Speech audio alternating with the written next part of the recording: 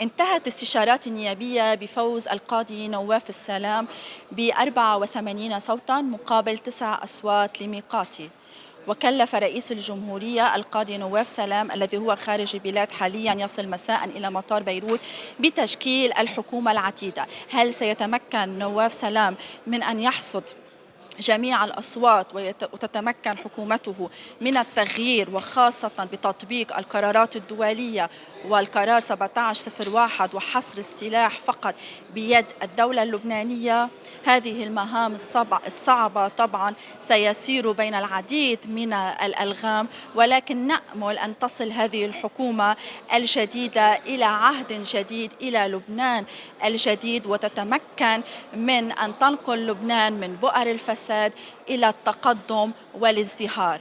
كانت معكم رودا بدر من قصر بعبدة، لبسي آن نيوز.